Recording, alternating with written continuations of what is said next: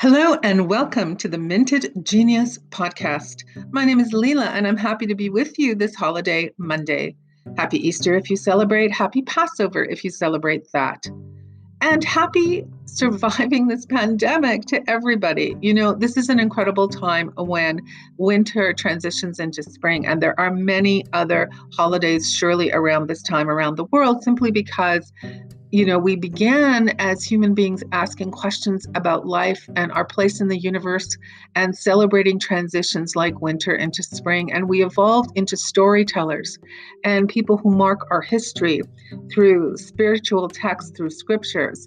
And that's not just for, Easter or Passover. That's also true of the Hindu culture and the Muslim culture and cultures all over the world, including minorities like the Kurds and the Yazidis. And everywhere that we look, there's ways in which people mark time by really asking the larger question, who are we? What is our place in the universe? Where are we going? And in a sense, worshiping the larger opportunities of life to connect with spirit. And for me, as somebody that focuses a lot of that energy on art, the opportunity to ask larger questions and connect with spirit are critically important. Because if we're busy passionately answering larger questions, we're not going to be caught up in smaller fear questions. So for example, as I'm working on my book, I may be asking the question, how does love truly triumph over fear?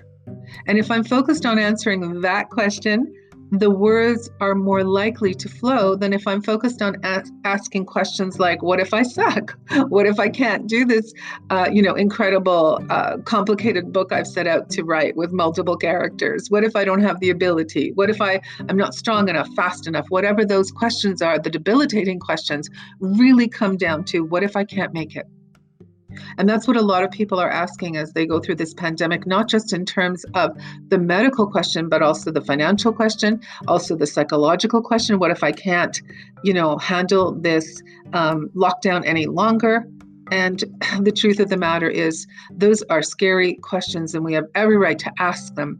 But this particular session, I'm going to ask nicely that you focus on the larger questions of life and your own creative endeavors.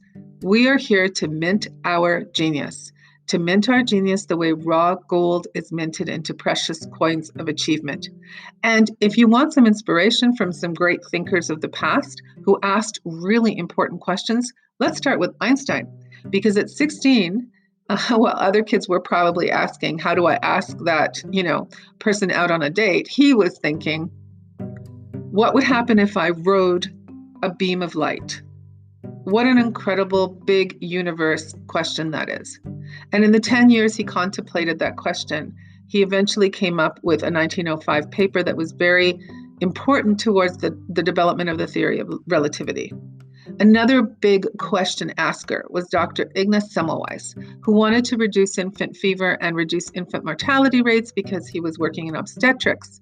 And his answer was, clean your hands, as the doctors were going from one patient to another without proper hygiene.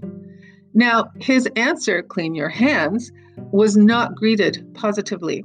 And at the time, somehow there weren't ways scientifically to prove it until Louis Pasteur came along. And so Dr. Semmelweis did not live to see the benefits of his question and how he answered it. But we feel that benefits, and we're grateful to him and other pioneers who risked their reputations, and in some cases their lives, to ask bigger life questions. When we are artists, we are risking our ego. We are risking this idea that we might not be good enough to execute the dream and vision we have. And that's similarly if you're an entrepreneur, and similarly if you're a scientist. And while we focus on those bigger questions, what we're actually doing is engaging in a process as old as time, which is the idea of asking on some level, who are we? What are we here to contribute?